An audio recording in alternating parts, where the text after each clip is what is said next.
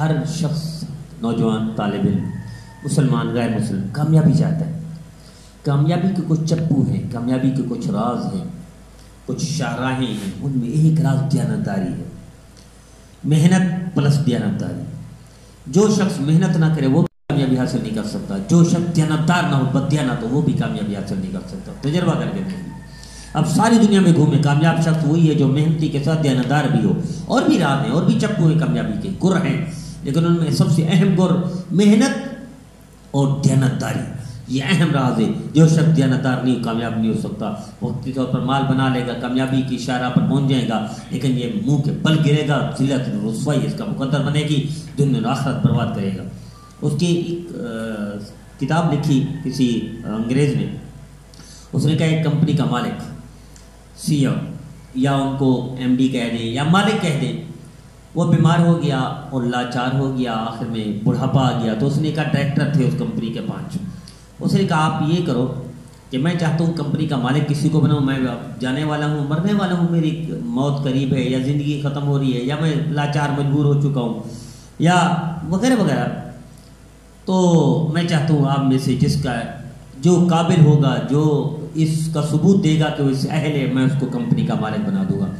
یہ بیج ہیں 5 کو دیتا ہوں، یہ بیج جا کے لگائیں، جس کا بیج اچھا لگا وہی کمپنی کا، اسی کو مالک بنوں گا. 1 سال کے بعد رپورٹ لوں گا، 1 سال کے بعد دیکھوں گا کس کا بیج صحیح طرح پھلا پھولا اور کامیاب ہوا.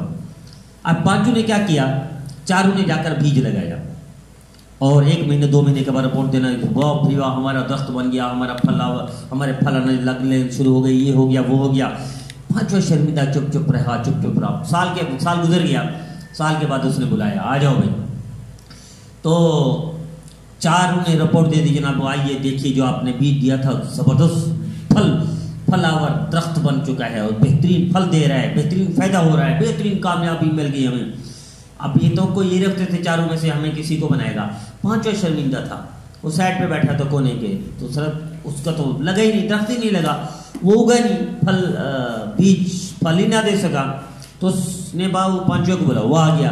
بھئی آپ کا؟ اس نے کہا میں نے گملہ بھی نیا لیا، کھاد بھی دی، یوریا بھی دی، اسپرے بھی کیا، بہترین انتظام کرتا رہا اسی بیج کے اوپر، لیکن بیج اگا نہیں. میں شرمندہ ہوں، اس لیے چپ کر کے سائڈ میں بیٹھا ہوں.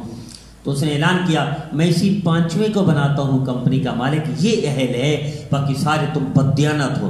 اس نے کہا میں نے جو تمہیں بیج دیا تھا یہ سارا گلا ہوا، سڑا ہوا، پکایا ہوا یعنی ابلا ہوا بیج کبھی پھل نہیں دیتا، کبھی درخت نہیں بنتا، کبھی اس سے وہ اگتا نہیں ہے، یعنی وہ اس سے کوئی افزائش نسل نہیں ہو سکتی. تو آپ لوگوں نے 2 نمبری کی، آپ نے اس کی بجائے دوسرا بیج لگایا. 4 نے 2 نمبری کی اور بددیانتی کی، جبکہ دیانت کا تقاضا یہ تھا وہی بیج اگانا تھا جو میں نے دیا تھا. اس نے دیانتداری کا ثبوت دیا، تو اس نے آپ لوگ کی طرح دوسرا بیج نہیں لگایا، آپ لوگ کی طرح بڑے دعوے نہیں کیے، دیانتداری کا ثبوت دیا، سب کچھ اپنی محنت کی، لیکن بیج کو اگنے کے قابل نہیں تھے جیسے آپ لوگ کا تھا. تو یہ دیانتدار ہے، یہ اس قابل ہے کہ میں اس کو کمپنی کا مالک بناؤں. میرے عزیزو، اس بڑی کمپنی کا مفت میں اس کو مالک بنا دیا، اس کی نسلیں آباد ہوگی، نسلیں بن گئی، اس کی مالدار ہوگی. تو آئیے تجربہ کر کے دیکھ لیجئے.